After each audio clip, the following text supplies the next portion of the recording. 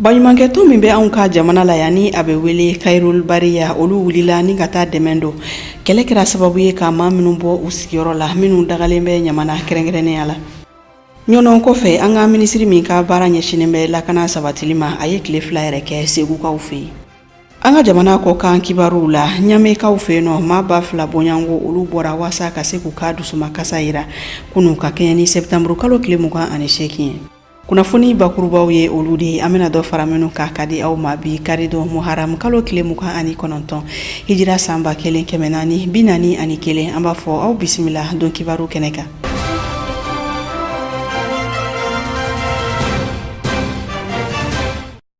Kunu samedi don ka kɛɲɛ ni septembre kalo tile 28 san 2019 i n'a fɔ an kun ye a fɔ bakurubaw la cogoya min na baɲumankɛtɔn min bɛ an fɛ yan ni a bɛ wele Khairul Bariya olu taara an ka réfugiés daga yɔrɔ min bɛ ɲamana wasa ka se ka taa balo kɔni di u ma a jirala k'a fɔ u ka dɛmɛ kofɔlen kɔni a musaka bɛ se sefa wari miliyɔn 1 na wa maa 80 bɔɲango olu de kɔni garisɛgɛ sera ka don u ka dɛmɛ ninnu na teleɲɛta tɔgɔ la Bakari Mayiga ani a ka jatala Musa Jalo u seginna ni min ye an ka ɲɛmadaw fɛ. Kunu sibiri don septembre kalo tile 28 jɛkulu min bɛ n'a fɔ ma ko ONG Khairul Bariya n'o ye jɛkulu ye mun bɛ diinɛ dɛmɛli sira kan o hukumu kɔnɔna na u y'a ŋaniya ka réfugiés minnu bɔra jamana camancɛ yan fan fɛ ni Motikaw b'u la ka taa se fo Gawokaw ma minnu sigiyɔrɔ bɛnnen don sigida 6nan ma Bamako commune 6 kɔnɔna na ka bɛn ni ɲamana ye u ye bolodi ɲɔgɔnma ni ŋaniya yira ta k'u sɛgɛrɛ ka taa balo d'u ma mun hakɛ bɛ bɛn sefa wari miliyɔn 1 ma ni o y'o don malo la k'o tilan maa 80 bɔɲɔgɔn ni ɲɔgɔn cɛ Seydou Jongo ni o ye Khairul Bariya maaw ka wajulikɛla kuntigi ye an k'ale ka kumakan lamɛn. Hakilila fɔlɔfɔlɔ ye min ye jamiya yɛrɛ ka laɲini dɔ ye nin ye baara caman bɛ jamiya kɔnɔ yatimɛdenw ladonni muso cɛ sabatɔw ladonni ani hadamadenya dilali ani dɛmɛ tulumagɛn baara o ye anw ka laɲini dɔ ye o ye an bila la filanan ye min ye ko in ye an yɛrɛ de ka kow don an yɛrɛ bɛ bɔ camancɛ de la a gɛlɛya bɛɛ bɛ an balimaw de la o lasima a bɛ wajibiya an fana kan ka jɔyɔrɔ kɛ ka hadamadenya in dilan hali bi ka ɲɔgɔn wele ka na yafa ma o de la kuma fitinin min ye wajibi sira ye yafa ni tajuru sarabaliya la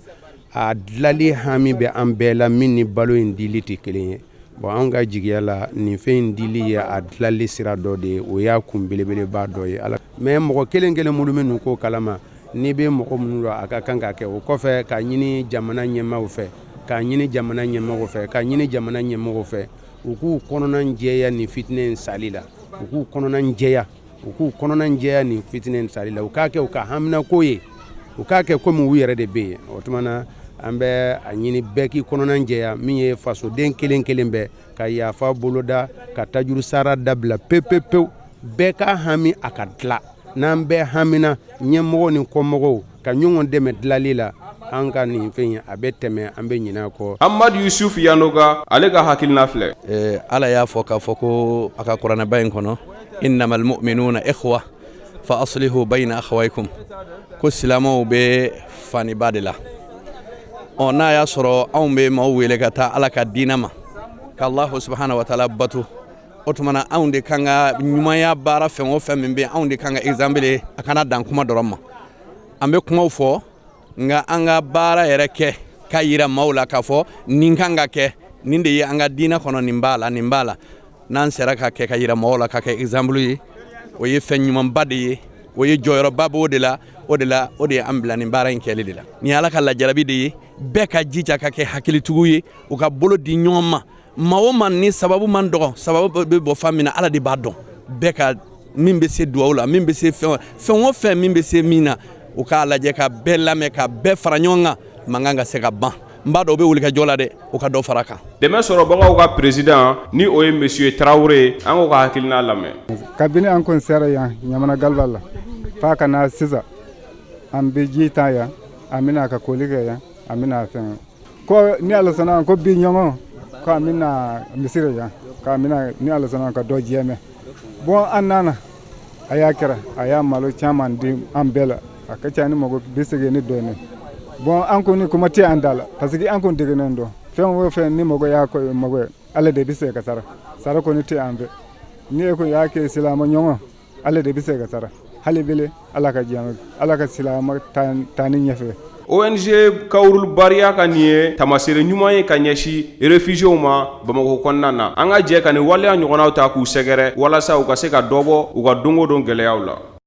Ala ka jamana ɲamajɔ. O tɛmɛnen kɔfɛ ka kɛɲɛ ni an ka jamana ka yɛrɛma hɔrɔnya san 59 ɲɛnajɛw ye. Jɛkulu min bɛ kuralen ni a bɛ wele ko ADPK kunu olu yɛrɛ ye ɲɛnajɛba boloda wasa u na se ka folini tanuni lase an ka jamana ɲɛmaw ma. Ni ye jɛkulu kofɔlen kɔni ta k'a lajɛ maa 1300 bɔɲɔgɔnko bɛ yen nɔ minnu ka dugukolokow sera ka sabati ka kɛɲɛ ni an ka jamana ɲɛmaw ka wulikajɔ ye. U ko halisa u bɛ dɛmɛ ɲini jamana ɲɛmaw fɛ u na se k'u ka gafew sɔrɔ cogoya min na. Ɲɛnajɛ ninnu kɛra u ka lakɔliso la wa kurale teleɲɛta tɔgɔ la Abdu Watarani a ka jata la Basal Fuɲare olu ka seereyaw an b'a ɲamadaw fɛ. Mali ka yɛrɛma hɔrɔnya ta ko 59 ɲɛnɛgaw tun bɛ sen na kuralekaw fɛ yen kunungo ka sabu kɛ u ka jɛkulu min n'a bɛ wele ko ADPK n'u yɛrɛ ka koɲɛ bɛnnen bɛ walasa maa minnu bɛ n'u tɛrɛnko gɛlɛya kɔni tun bɛ u ka kurale kɔnɔna na u ka hakɛw ka se ka lafasa o waleyaw kɔni bilalen kɔ sen kan ani ka kiiri tigɛ gɛlɛya kan Mali marabaw fɛ o kɛra sababu ɲuman ye ni jɛkulu kofɔlen kɔni ye ɲɛnɛgɛba boloda walasa ka Mali yɛrɛ marabaw fo k'u waleɲuman dɔn u ka kiiri tigɛ ko ɲuman fo ka taa se an ka jamana ɲɛmaa Elayi Ibrahim Boubacar Keita hakilina kura min bɛ a la an bɛ don min na i n'a fɔ bi n'o ye sigi ka fɔ ye maliden bɛɛ lajɛlen ni ɲɔgɔn cɛ walasa gɛlɛya bɛ Mali yɛrɛ kɔnɔ u ka se ka ban u k'u bɛ foli ni waleɲuman ta k'a di jamana ɲɛmaa ma k'a k'a cɛsiri o waleya ninnu na o bɛ se ka kɛ sababu ye bɛn bɛ sabati Mali yɛrɛ fan bɛɛ lajɛlen fɛ fo ka taa se gɛlɛya min bɛ kuralekaw yɛrɛ kan k'o da Mali marabaw ale ni diɲɛmaa tulo kan. An sera yan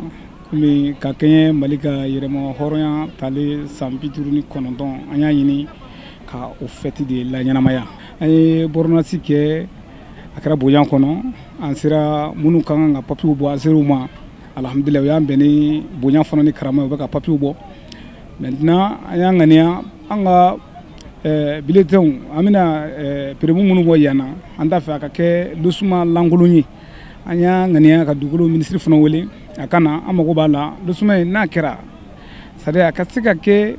ni mɔgɔ min mago jɔra i ka titiri la i bɛ se ka taa n'i ka papiye i b'a sɔrɔ gɛlɛya min bɛ anw kan yan sisan o de ye sirako ye sira tɛ an bolo école ni i ye defu kɛ yan ka ban anw ni hɛrɛ fana faralen ye an ka lycée de bɛ Kabala fo Kalabankoro lycée tɛ yan lycée dun jɔ kɛnɛ bɛ an bolo o laɲini de bɛ an bolo fɔlɔ k'o ɲɛsin jamanatigiw ma fɔlɔ u ka fɛɛrɛ kɛ an ka lycée sɔrɔ ten an ye dɔgɔtɔrɔso jɔ chambre 15 anw yɛrɛ de y'a jɔ maa baara ma ban a ma laban a jɔlen filɛ nin ye anw ADPK an ka wari de kɛra k'a jɔ anw dɛsɛra a ma laban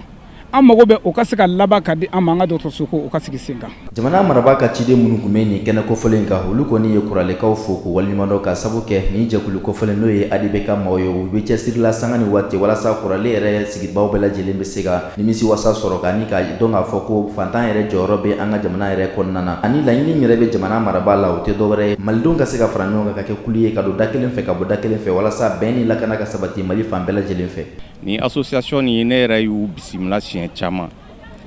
u ka procès kɔnɔna la u gagnena dugukolo tor'u bolo o y'an ka kiiritigɛlaw ka kunkɔrɔta ye a y'a yira k'a fɔ u dɔrɔlen no nin parcelle la mais a bɛ kɛ yɔrɔ dɔw fana la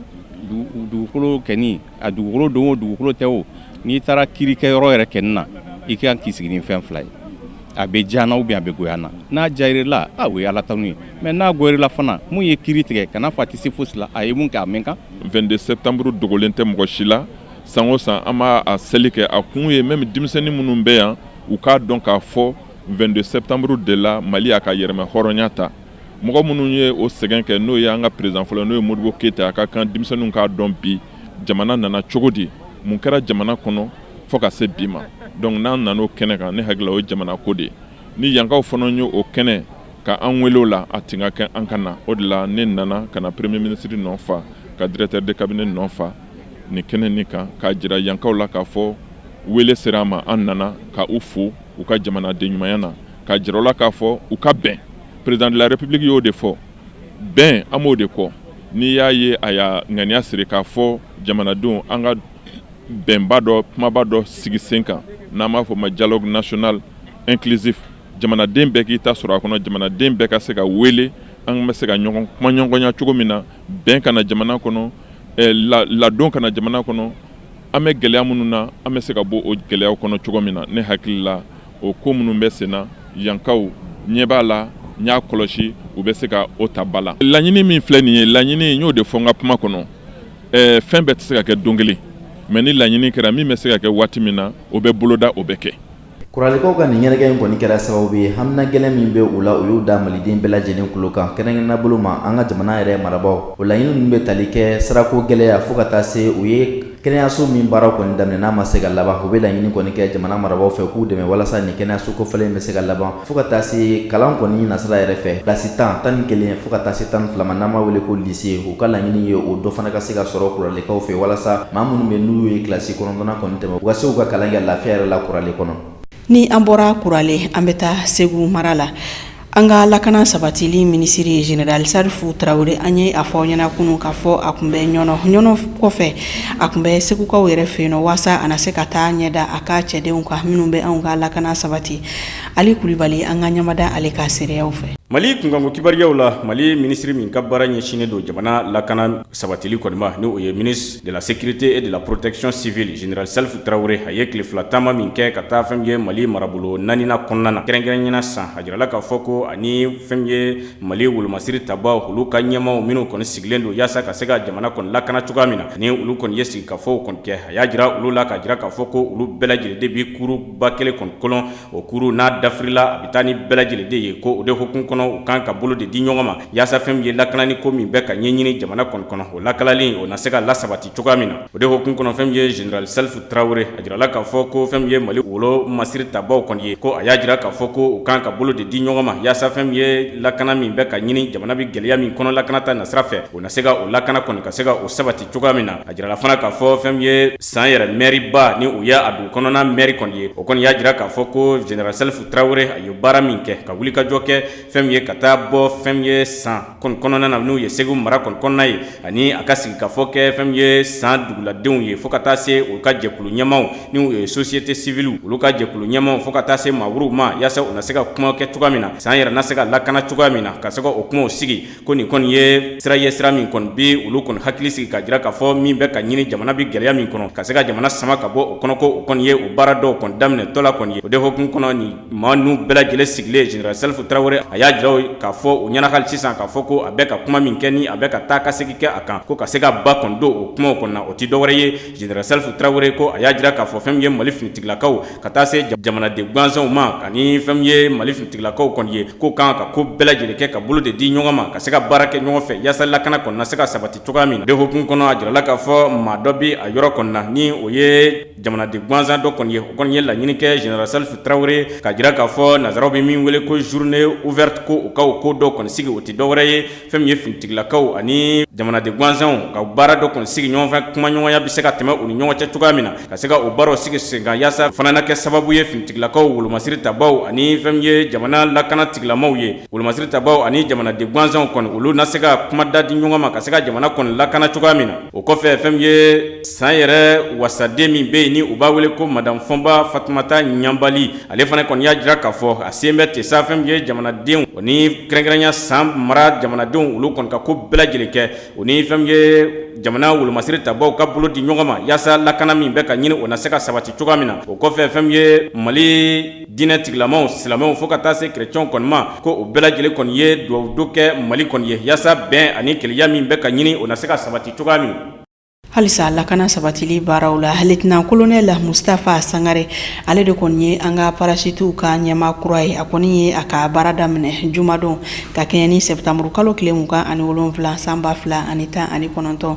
ko ninnu kɔni ɲɛnamayara commandant ɲɛna ni ale kɔni ye Musa Sumare a kɛra 3e régiment la Sumu Yatara ale ka ɲɛfɔliw an ka ɲɛmadaw fɛ. An ka jamana kunnafoni na an b'a ladɔnniya k'a fɔ yɛlɛma kɔni donna an ka finitigilakaw ka ɲɛmaya ko la kɛrɛnkɛrɛnnenya finitigilaka minnu bɛ yen nɔ n'an b'a fɔ ma ko parachutiste o ye maa ye mɔgɔ minnu kɔni b'u to pankuru kɔnɔ n'u k'u yɛrɛ fili ka jigin duguma olu ka chef kɔrɔ Musa Isaka Angoiba ale kɔni nɔra bilala ni lieutenant colonel Mustafa Sangare ye o baara in bɛɛ kɛra jumadon ka bɛn septembre kalo tile 27 san 2019 a kɛnɛ ka finitigilaka caman tun bɛ yen nɔ mun bɛ tali kɛ colonel Musa Sumare la fo ka taa se General Elhaji Gamuma o de ye okumu kɔnɔna na Mustapha Sangare a y'a jira mɔgɔw la k'a fɔ ale bilalen filɛ ɲɛmaya mun na a tɛna ɲina a bila kun kɔ sabula a bɛna a cɛsiri kosɛbɛ yaasa parachutiste min bɛ Mali la u ka se ka lakodɔn u ka baro nafa u ka se ka jira maliyɛnw na wa k'u bɛna baara kɛ kɛrɛnkɛrɛnma bolo ma bɛɛ ani kɛlɛya sabatili ma ka na an ka jamana kɔnɔna na ko danaya mun ni an ka ɲɛmaw kɔni y'a ta ni k'a da ale kan ni k'ale bila ni jɔyɔrɔba in na k'ale tɛna b'u jigi kɔrɔ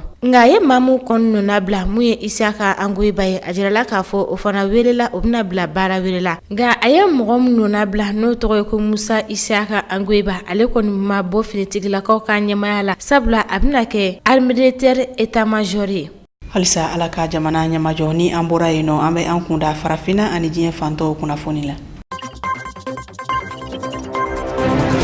Senegal fintigilaka minnu bɛ Centrafrique n'olu bɛ jamana kɔnɔ bɛn ani keleya hukumu kɔnɔna na olu bɛ wele ko MINUSCA gɛlɛya y'olu ka avion sɔrɔ gɛlɛya min kɛra sababu ye maa saba ni tora la maa kelen joginna u ka fintigilakaw ka ɲɛmaa min bɛ yen nɔ ale y'a yira k'a fɔ gɛlɛya in yɛrɛ avion sɔrɔ a jɔtɔ de ale yɛrɛ ni diɲɛ seleke naani maaw bɛ ɲɔgɔn ladɔnniya la ko la yaasa ka dɛmɛ don maa min joginna ani minnu tora la ka se ka suturaliko ɲuman d'u ma ala ka hinɛw bɛɛ lajɛlen na k'u dayɔrɔ suma ala k'an kisi a ɲɔgɔn wɛrɛ ma.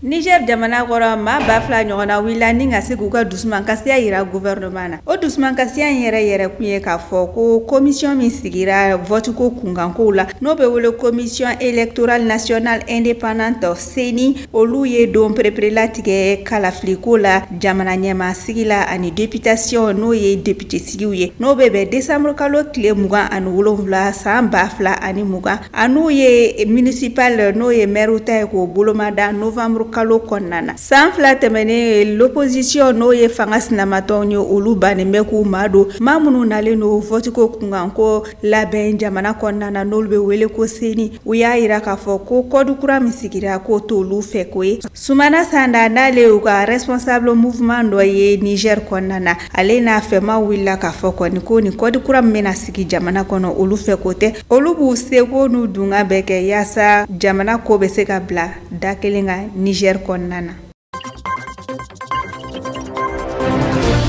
Madagascar jamana kungango kibariyaw la jirala k'a fɔ ko fɛn ye Madagascar kɔnɔ bi fɛn ye fintigilakaw polisilakaw sɔrɔsilakaw fo ka taa se gendarme kɔni ma ko olu bɛɛ lajɛlen kɔni jɛnsɛnnen don fɛn ye Madagascar fan bɛɛ lajɛlen kɔni fɛ yaasa lakanabaliya min ɲɔɲɛ bɛ Madagascar u na se ka o lakanabaliya kɔni kɛlɛ Madagascar togodaw bɛɛ lajɛlen la cogoya min na nka jirala k'a fɔ septembre kalo tile 27 olu ka premier ministre ni premier ministre kɔrɔ dɔ n'u y'u ka ministre ɲɛmaa kɔrɔ dɔ n'u b'a wele ko Roy Defo Monja ale kɔni y'a jira k'a fɔ ko ni fintigilaka nu kɔni dɛmɛ ka gɛrɛntɛ de sigi maaw kan maa minnu ka baara ye ka fɛn ye baganw kɔni balo cogoya min na bagan maralaw ko u bɛ ka olu kɔni siri ka da u kunna bi o de hokumu kɔnɔ ni maa kofɔlɔ in a y'a jira k'a fɔ olu ka Madagascar yɔrɔ min bɛ yen ni u y'a wurudugu yanfan ka taa a tilebi yanfan kɔni fɛ ko olu bagan maralaw ni fɛn ye zon u bɛ minnu wele ko les voleurs des ibis maa minnu bɛ yen ni u ka baara ye ka misi belebelebaw kɔni suɲɛ ko fɛn ye olu ka gɛrɛntɛ sigilen kɔfɛ fɛn ye a jamanadenw kɔni kan ko finitigilakaw fana kɔni n'an bɛ u ta fara kan ka sɔrɔ ka a jira diɲɛ bɛɛ lajɛlen la ko u bɛ ka olu kɔni lakana maa min fana bɛ yen ni o kɔni y'a jira k'a fɔ ko ale de ye bagan maralaw ka kuma dala kɔni ye ale fana kɔni y'a jira k'a fɔ ko i sigilen ɲɛ wa an bɛ ka misi belebelebaw de la fɛn ye finitigilakaw olu kɔni bɛna a ta ka taa n'a ye k'a sɔrɔ i tɛna se ka foyi de fɔ ko o de hokumu kɔnɔna na misi maralaw kɔni ye nana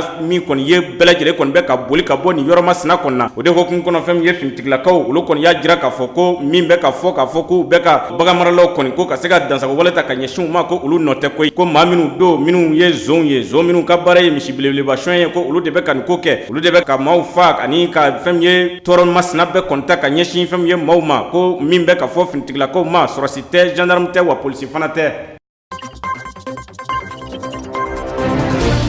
ka kɛ ni izini bam jenna Faransikaw fɛ kɛrɛnkɛrɛnnenya u ka dugu mun bɛ yen nɔ n'an b'a fɔ a ma ko Uruya o kɔni kɛra sababu ye izini tigi ale kɔni sera kiribulon kɔnɔna na sabula mɔgɔ dɔw kɔni y'a jira k'a fɔ ko ni maa kofɔlen tun bɛ se ka dankari maa caman ka ɲɛnɛmaya la o kɛra sababu ye ni kiri kɔni bɔra Uruya yɛrɛ dugu kɔnɔ ni ka taa fɔ Faransi yɛrɛ faaba yɛrɛ kɔnɔna na o de hokumu kɔnɔna na Faransi marabaaw y'a jira k'a fɔ u bɛna waleya dɔw kɔni bila sen kan yaasa maa o maa bɛ yen nɔ ko izini de kɔni b'i bolo kɛrɛnkɛrɛnnenya izini chimique mun bɛ se ka dankari maa caman ka ɲɛnamaya la. Jateminɛ caman kɔni bɛna boli o izini kofɔli ninnu kan. O kunnafoniya ninnu kɔfɛ France procureur ale ye laseli dɔ kɛ ni a yɛrɛ tɔgɔ ye ko Pascal Pranche. A y'a jira k'a fɔ nin tɛna da uruya yɛrɛ kɔnɔna ma ni sɛgɛsɛgɛli bɛna boli France dugu bɛɛ lajɛlen kan.